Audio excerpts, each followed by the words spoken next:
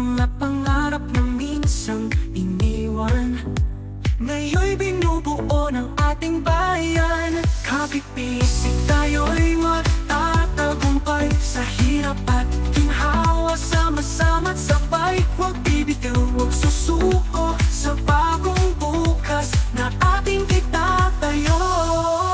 Bagong araw, bagong pag-asa, bagong Pilipinas na magkaisa. Tangan ng tapang, pusong may dangat, tayo'y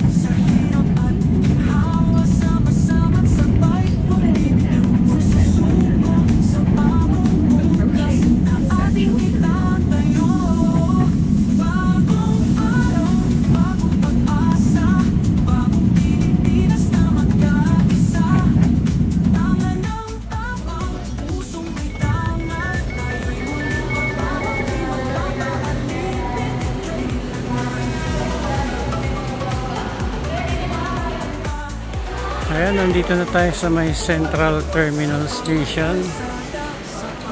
Dito tayo dadaan papuntang Quezon Bridge. Doon natin matatanaw yung ginagawa po ngayong extension ng Esplanade. So sa may tapat siya ng Arroceros Forest Park. Kaya lang pag pumasok kayo sa Arroceros Forest Park, hindi nyo matatanaw yung Pasig River kasi may harang. Kaya dito tayo dadaan sa may Quezon Bridge. Na tiyempo pang umulan.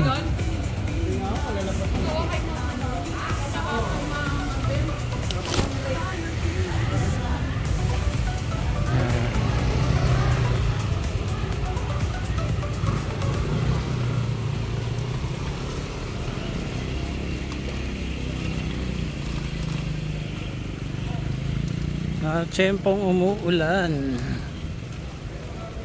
medyo madulas ang sahig.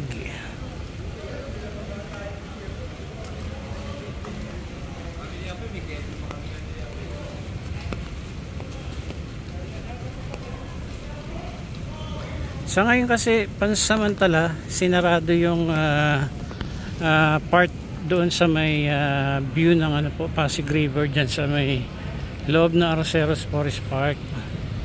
Kaya ang gagawin po natin para makapture po natin yung yung ginagawang extension ng Esplanade, dito po tayo dadaan sa may Quezon Bridge. Ito yung Arroceros Forest Park. Hanggang alas 5 po dyan, bukas dyan. Tapos tapat lamang niya itong Metropolitan Theater. So, ang ganda rin po ng improvement nito. Na po siya working na siya, kumbaga ongoing na po ulit itong establishment na ito. Matagal na panahon na yan ay nakasarado, napabayaan. At ngayon po, nung panahon pa ni Yorme ay napaayos po itong Metropolitan Theater. Ang ganda na po dyan. May mga event dyan pagka may scheduling naman dyan. Minsan free movies makikita mo dyan, makakapanood kayo dyan sa loob. Ganda ng ginawang fountain dito. Tapos dito sa labas ng Arroceros Forest Park meron ng kapihan. Ayan.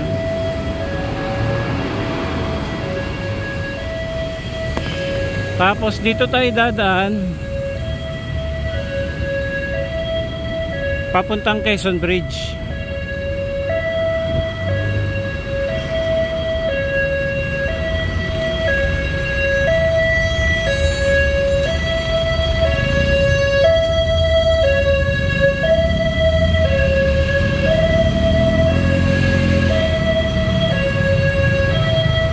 Ang Quezon Bridge, isa rin sa ano, no,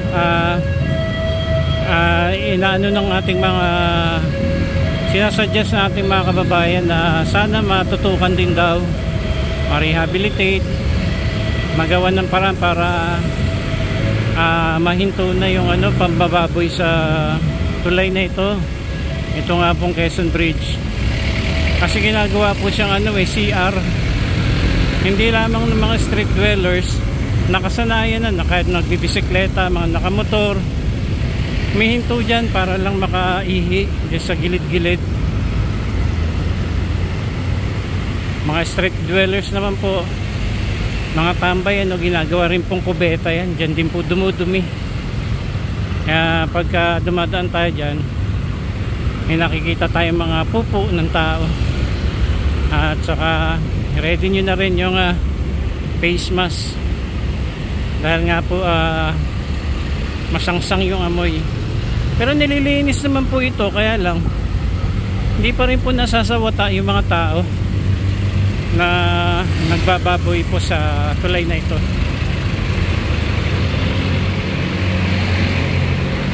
Sa ngayon medyo malinis po, pero amoy na amoy pa rin yung pangi.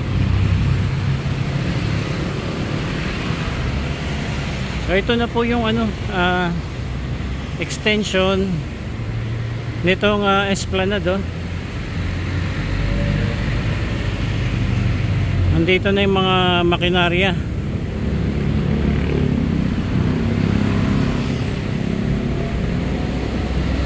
Ito tagusto ng ano, ng ilalim ng tulay nitong Quezon Bridge. Punta pa tayo rito sa may banda rito para makita natin yung view. Andito na yung mga pilote, oh. Ito yung barge. May dalawang barge dito. Tapos meron silang ano rito, mga makina, no.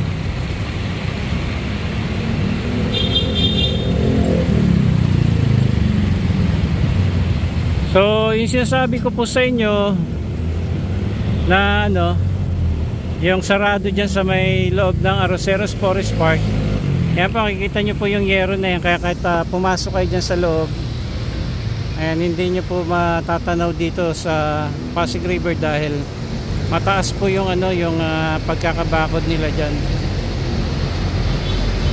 Pero ito na po, halos naibaon na itong mga pilote.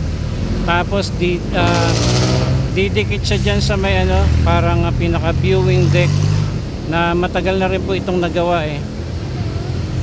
Meron tayo dito pa muna tayo sa kabilang side.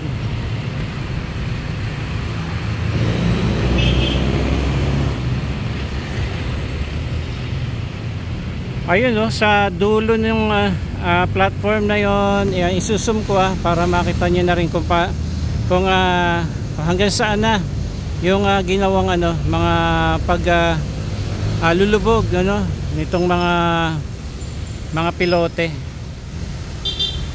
Ayun, oh.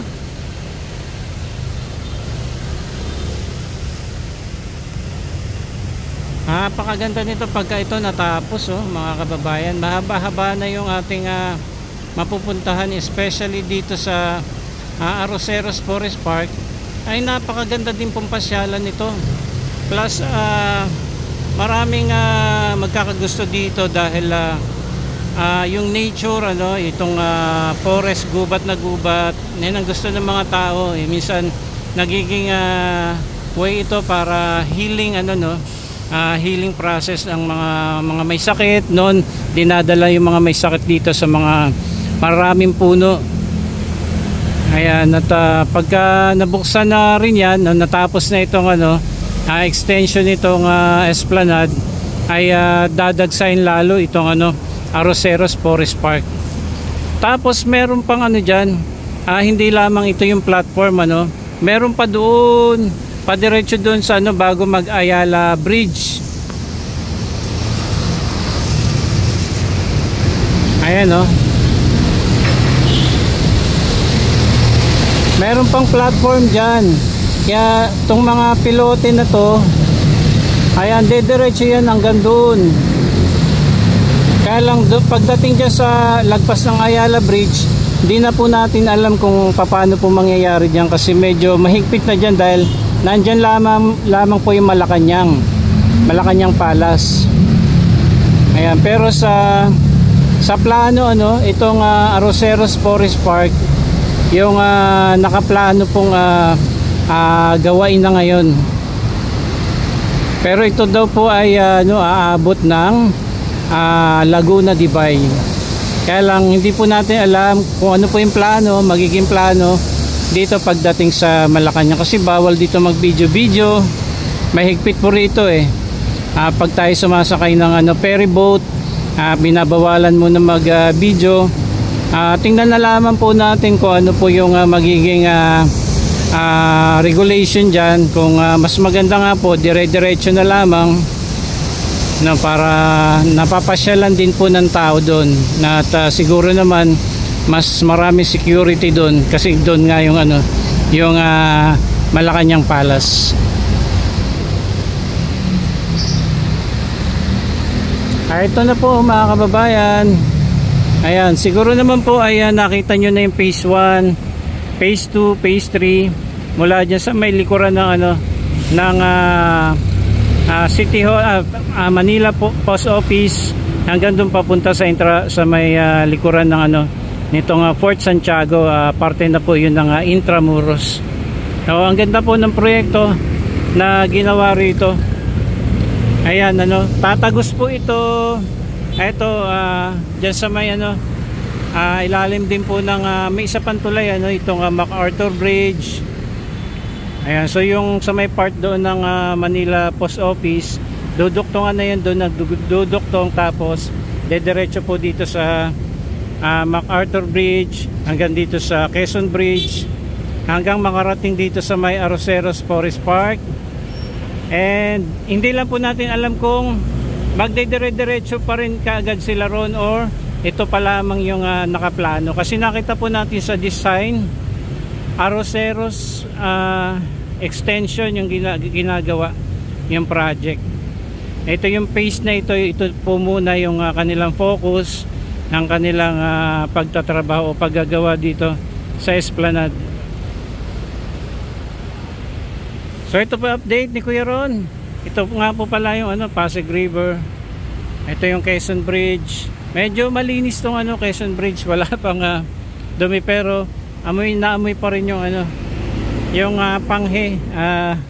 Paniguradong may mga umihi na naman dyan pero wala po tayong nakitang mga pupunan tao.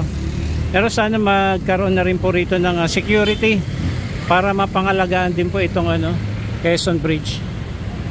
Ang taas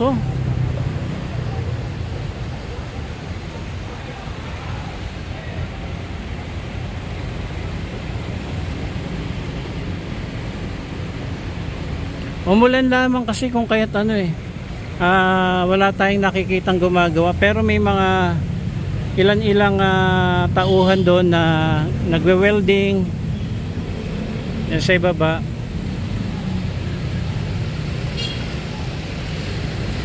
Okay, ito po yung update ni Kuya Ron dito po sa ginagawang extension nitong Pasig River Esplanade.